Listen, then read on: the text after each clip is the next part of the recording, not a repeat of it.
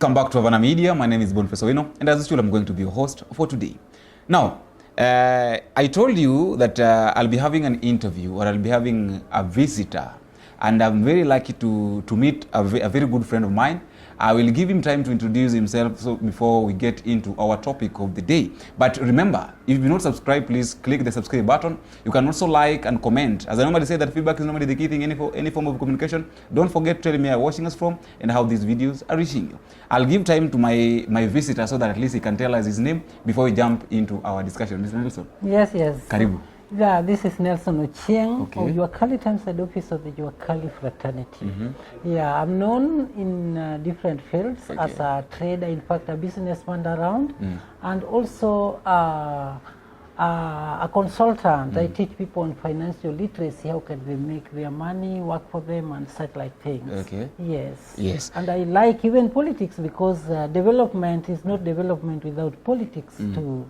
Yes. Now, Mr. Nelson, a lot of things have been happening in the country recently. Yes. And mostly in the past 1 or 3 weeks, a lot has happened. Yes. Let us just start with this. With some of the things that the president is doing, not because he wants to do them, but he's doing them because it is like he's forced to do them.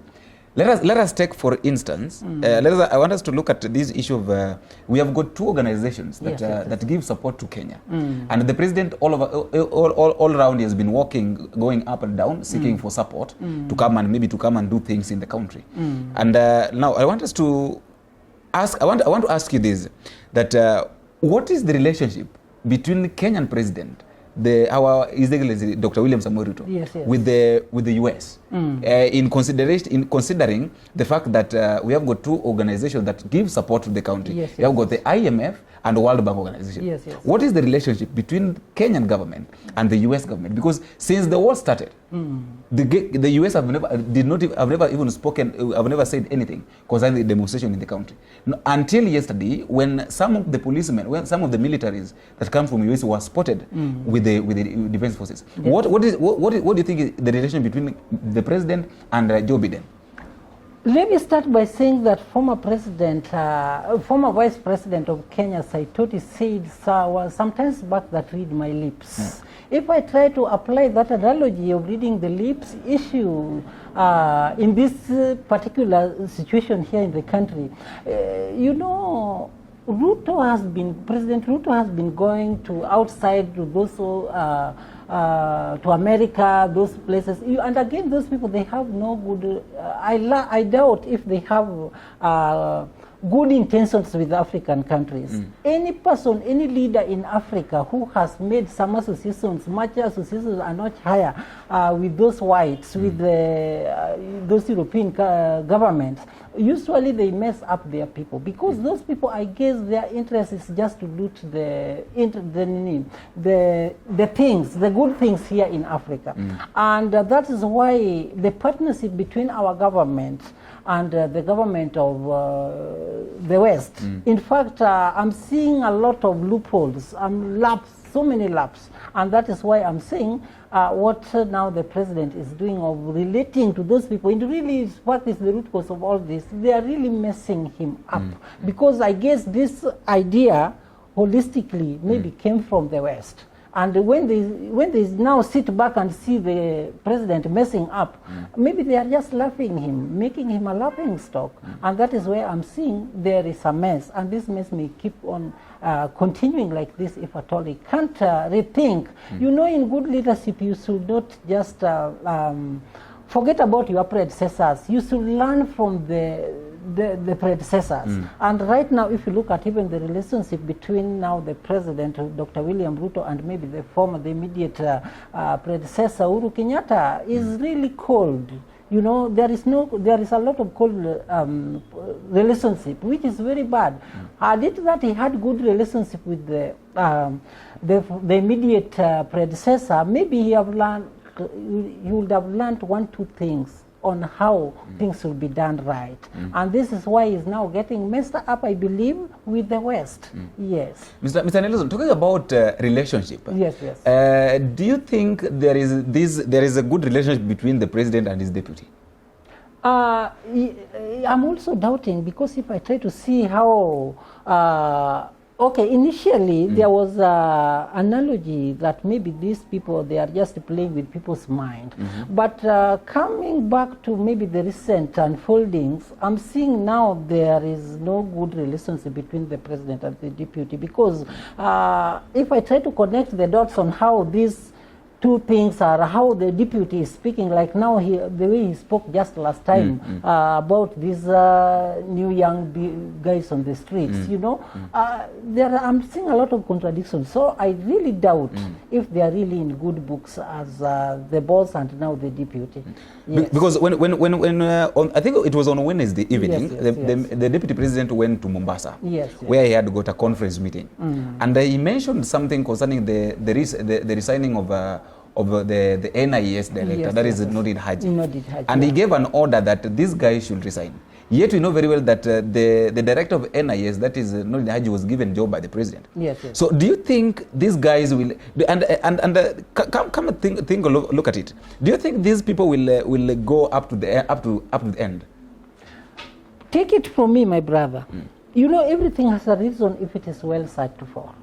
Doing my analysis, I'm seeing there is a very serious problem in this current government, because now the thing which is now playing, if you try to connect the dots, it's like now our people from the central, majority of them were not very happy. They are not very happy with how His Excellency Dr. William Ruto is running the government. Most of their businesses are really straining, and they have maybe made a decision collectively as a people that now, as the investors from the central, our businesses are really straining, and you see there is no development without politics supports economic development. Without good support of political development, economic development will suffer a lot. And truth be told, our businesses from the businesses of the people from the central Kenya, they are really suffering. And when they ask their son that, now, Mr. Deputy, why is it that ABCD are not making sense? And in your view, then if the deputy asks the president, now, Mr. President, ABCD is not happening and my people are asking me questions, it's like now it's getting ignored. And with that, has escalated this problem to an extent that now they are now at one corner. They have regrouped themselves as people from central, now that this government is not taking as well. So with all this, maybe, I guess, is the root cause of all these problems you are seeing around, like now the issue with the young guys on the streets. So this relationship in black and white, it is really seki, and a lot maybe more than that which meets the eye are happening behind the scenes. So according to you, what do you think Mr. President is supposed to do in his government? Because we know very well that this government, the 2022 to 2027, is William Ruto's government, whereby he is the one that is heading it. So what do you think Mr. President should do in order to make sure that the things that they promised Kenyans, or the things that he plans to achieve before his second term in the government, that is after in case he will be re-elected again, in which we doubt whether he will be re-elected. So what do you think Mr. President is supposed to do to make sure that he achieves his goals? Mr. President should just do just one honorable thing, which is just sitting down as Mr. President and start analyzing where did the rain started beating him and his government. And I believe for sure that lack of goodwill is now one big problem which is now affecting the country. So you should start by just bringing the like-minded people. I mean, you should seek his predecessor first. Let him bring the predecessor, the former president, His Excellency Uhuru Kenyatta on the table. Let everybody be on the table, like Raila Odinga, Uhuru Kenyatta, the Mois, and also the Business League. Let them sit down and ask themselves tough questions. Now this is our country. Should we just watch in silence when it is disintegrating, or what will we do? Let him, in short, I'm trying he should consult widely and widely, so that they bring pieces of the puzzle together on the table, so that they start, number one, we must accept this is our country, and we cannot just watch in silence when it is budding. What do we do?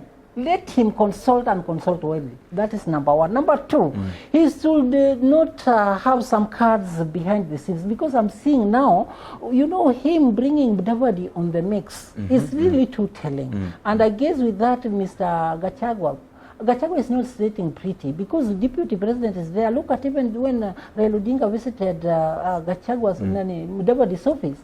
In fact, he was accorded maximum security, simply indicating that there is a manner in which the president is belittling the deputy. So those nonsensical issues should now stop with immediate effect, so that they start thinking on how the common good of the country can be well consolidated. That is what is needful. And I would advise him not to waste time. He should start like yesterday, thinking along that line, so that he bring everybody on board, so that they decide as a team how to help the country.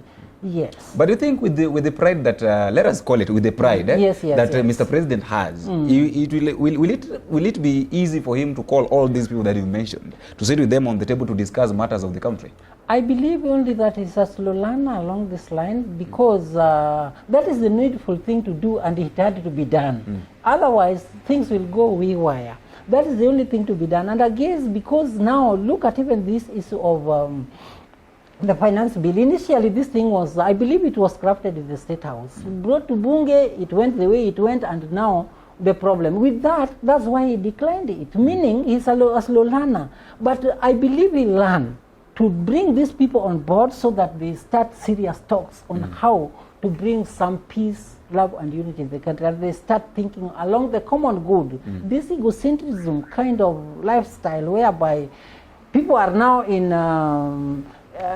they are now in government, they start planning for another next election. That is the madness which must stop with immediate effect, in my view.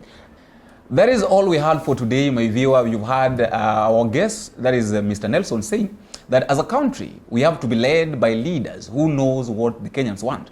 Because if we don't do that, then there is somewhere that we're going to fail.